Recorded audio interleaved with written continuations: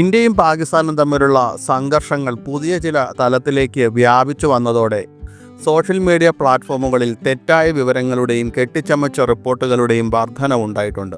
ഇത് പൊതുജനങ്ങളുടെ ഉത്കണ്ഠയ്ക്കും അനിശ്ചിതത്വത്തിനും കാരണമാകുന്നു. ഇന്ത്യൻ വ്യോമസേനയിലെ സ്ക്വാഡ്രൺ ലീഡർ ശിവാംഗി സിംഗിനെ പാകിസ്ഥാൻ സൈന്യം പിടികൂടിയതായി ശനിയാഴ്ച വ്യാപകമായി പ്രചരിച്ച ഒരു വ്യാജ വാർത്തയിൽ അവകാശപ്പെട്ടിരുന്നു.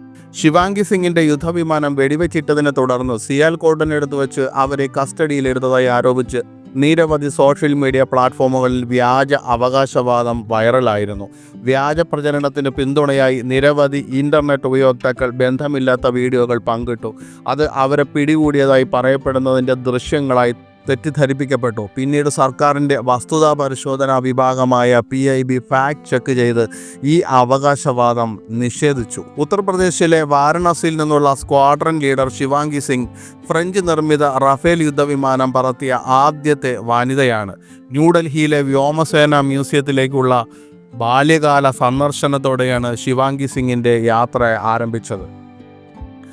തൻ്റെ സാഹസികത ആരംഭിച്ചത് അവിടെ നിന്നാണെന്ന് അവർ സമ്മതിക്കുന്നു. വിമാന പ്രദർശനങ്ങൾക്കിടയിൽ നിന്നപ്പോൾ യുദ്ധവിമാനങ്ങൾ അവരെ അത്ഭുതപ്പെടുത്തി. ഉറച്ച ഒരു ദൃഢനിശ്ചയത്തിന് കാരണമായ നിമിഷം, ഞാൻ ഒരു ദിവസം പൈലറ്റാകും.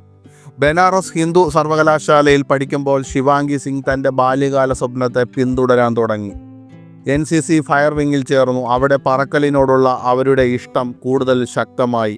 ഡെഡിക്കേഷൻ, നല്ല ഗ്രേഡുകൾ, വ്യക്തമായ ലക്ഷ്യം എന്നിവ മനസ്സിൽ വെച്ചുകൊണ്ട് ഹൈദരാബാദിലെ ഇന്ത്യൻ ഫയർഫോഴ്സ് അക്കാദമിയിൽ അവർക്ക് ഒരു സ്ഥാനം ലഭിച്ചു. അവിടെ അവർ ഒരു യുദ്ധവിമാന പൈലറ്റാകാൻ കഠിനമായി പരിശീലിച്ചു. 2017 ശിവാംഗി സിംഗ് ഇന്ത്യൻ വ്യോമസേനയിൽ ചേർന്നു. യുദ്ധവിമാന പൈലറ്റുമാരായി നിയമിക്കപ്പെട്ട രണ്ടാമത്തെ വനിതാ സംഘത്തിൻ്റെ ഭാഗമായി.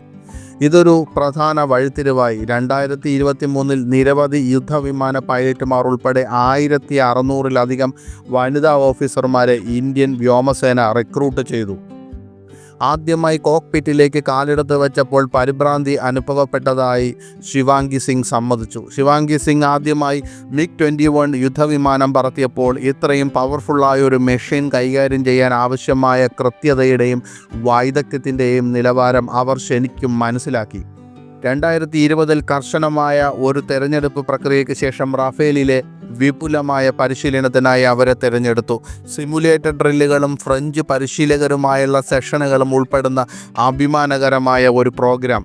റഫേൽ വിമാനത്തിലെ ആദ്യത്തെ വനിതാ യുദ്ധവിമാന പൈലറ്റായി തിരഞ്ഞെടുക്കപ്പെട്ടതിൻ്റെ ബഹുമതി ശിവാംഗി സിംഗിനുണ്ട്.